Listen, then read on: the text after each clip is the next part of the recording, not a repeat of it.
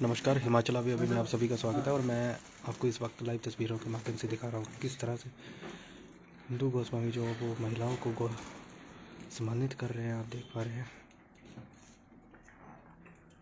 अंतर्राष्ट्रीय महिला दिवस है और राज्यसभा सांसद इंदु गोस्वामी जो है आज सुबह से ही मैं आपके पैर भी छूंगी।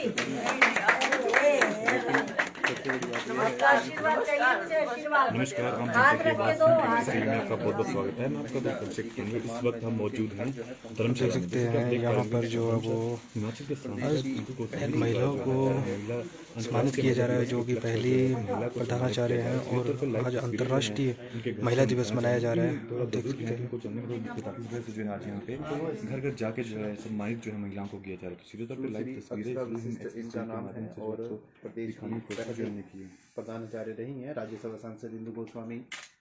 सुबह से ही कार्यक्रमों में शिरकत कर रहे हैं, लेकिन व्यस्तता शेड्यूल की वजह से भी जो है यहाँ पर घर तक पहुँचे हुए हैं। तो एक बड़ी बात है। मैम से बातचीत करेंगे।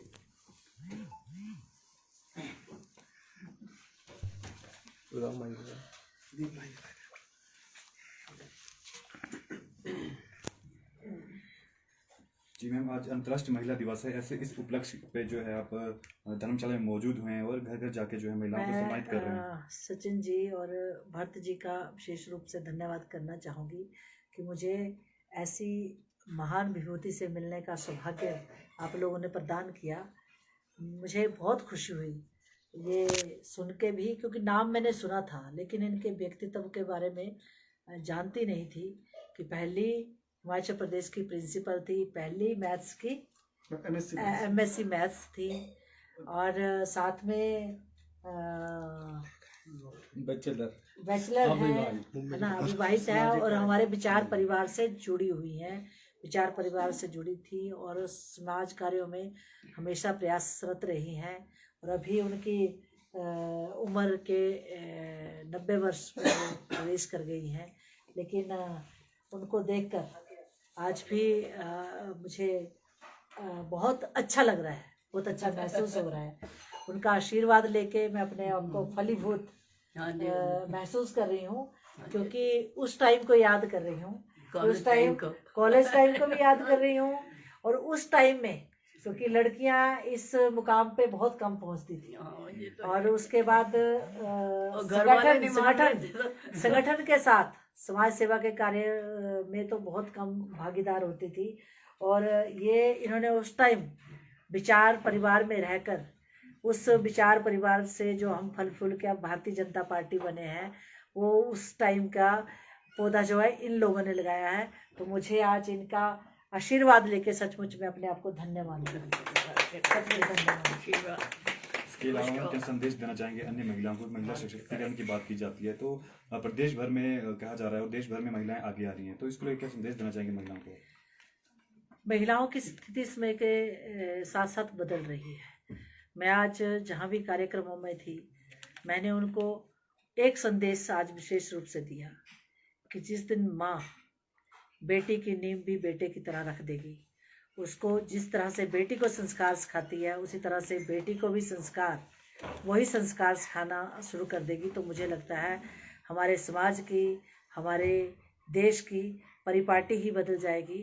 और जो महिलाओं पर अत्याचार होते हैं, मानो कोई किसी घर का बेटा दुराचारी पैदा होता है, कोई जघन्य अपराध करता है, बलात्कारी पैदा होता है, तो जब उसको बचपन से अच्छे संस्कार दिए जाएंगे एक माँ के द्वारा, तो मुझे लगता है समाज की जो महिलाओं से होने वाली कृतियाँ हैं उनका लगभग खात्मा हो जाएगा। और इसके लिए महिला शक्ति को ही आगे आना होगा।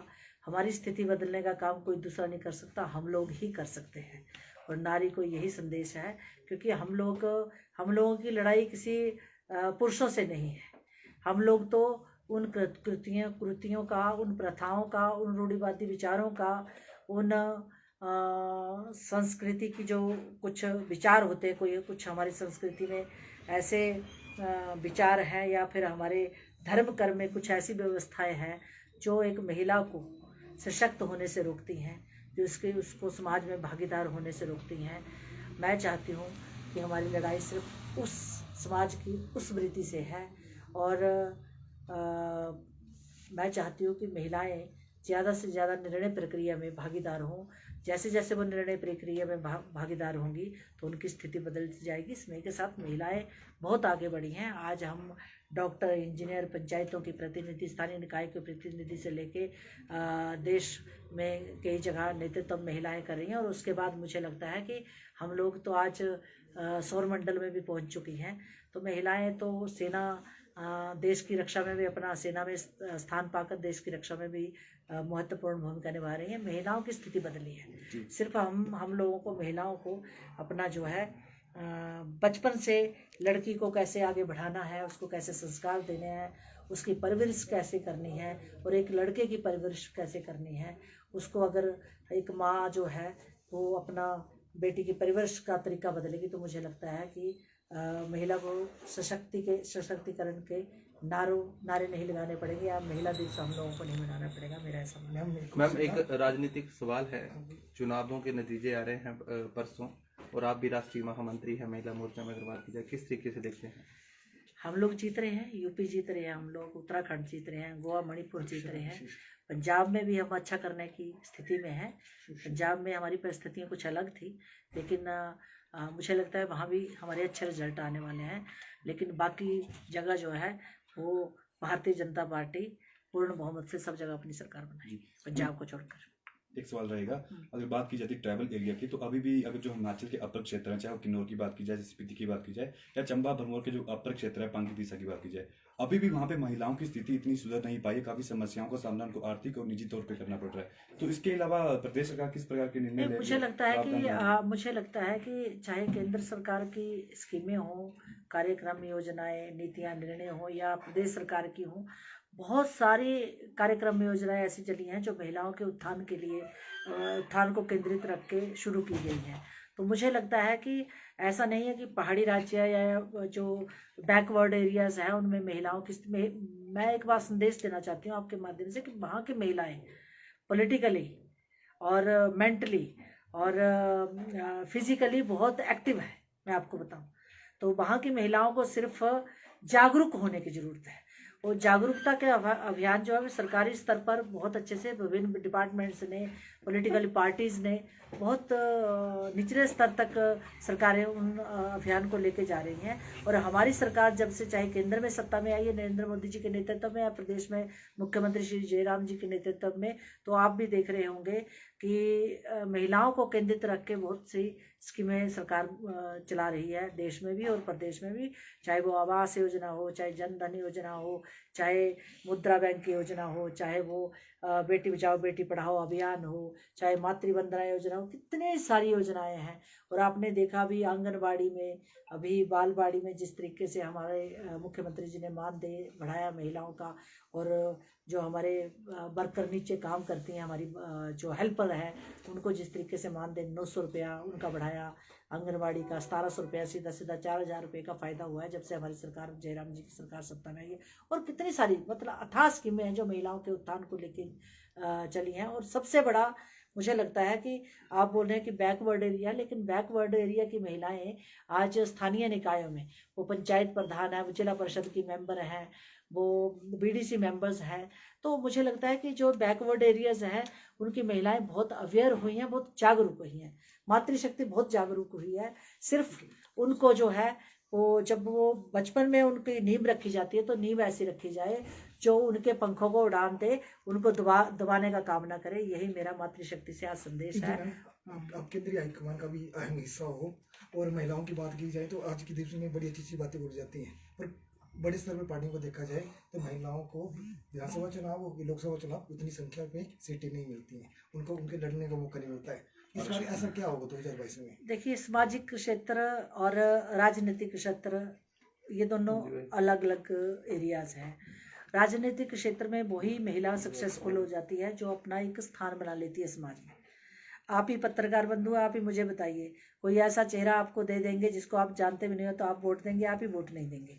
तो ये काम भी अगर किसी ने किया है तो सचमुच में अपनी पार्टी को इसके लिए साधुवाद देना चाहूँगी कि महिलाओं के राजनीतिक सशक्तिकरण का बीड़ा भी भारतीय जनता पार्टी ने उठाया। जब हमारे श्रद्धेय अटल बिहारी वाजपेयी जी जब प्रधानमंत्री थे, स्वर्गीय अटल बिहारी वाजपेयी जी, तो उन्होंने 50% आरक्षण जब महिलाओं को स्थानीय निकायों में दिया, और उसके बाद भारतीय जनता पार्टी ने संगठन में भी महिलाओं को 33% जब से दिया है, तो महिलाएं राजनीतिक रूप से परिपक्व हो रही हैं और महिलाएं राजनीति में आगे आने का बीड़ा उठा रही हैं। और मुझे आपको सुनकर खुशी होगी कि संसद में आज महिलाओं की संख्या बढ़ रही है। अगर किसी प्रदेश से 5 पुरुष अगर राज्यसभा में चुन के आने हैं तो उसमें निश्चित रूप से 2 महिलाएं चुन के आती हैं। तो हम अपने देश के प्रधानमंत्री को इसके लिए सचमुच धन्यवाद करना चाहेंगे। वो दिन दूर नहीं है। अभी मुझे यहाँ के स्थानीय विधायक बता रहे थे कि यहाँ 28 सीटें हैं शायद पंचायत की, तो उसमें से 18 तो महिलाओं के पास है और 17 शायद आपकी नगर निगम की है, उसमें 12 महिलाएं चुन के आई हैं, ओपन से भी चुन के आई हैं। विधान पालिका में भी निश्चित रूप से आने वाले समय में नारी शक्ति की संख्या बढ़ रही है। भारतीय जनता पार्टी ने इस बार 6-7 महिलाओं को टिकट दिया था, उसमें मैं भी थी, और उसके बाद मुझे लगता है अगली बार संख्या बढ़ेगी, निश्चित रूप से बढ़ेगी और महिलाओं को मान सम्मान बढ़ेगा। सिर्फ एक है कि हम लोगों को अपना हम लोगों को परिपक्व होना पड़ेगा, समाज में क्या हो रहा है उसके बारे में अवेयर होना पड़ेगा, सामाजिक रूप से हमें अपना दायरा बढ़ाना पड़ेगा। और जिस दिन हम लोग ये कर लेंगे महिला शक्ति, तो निश्चित रूप से राजनीति में हम परचम फहराएंगे, ऐसा मेरा मानना है। Thank you. थैंक यू, बहुत बहुत धन्यवाद।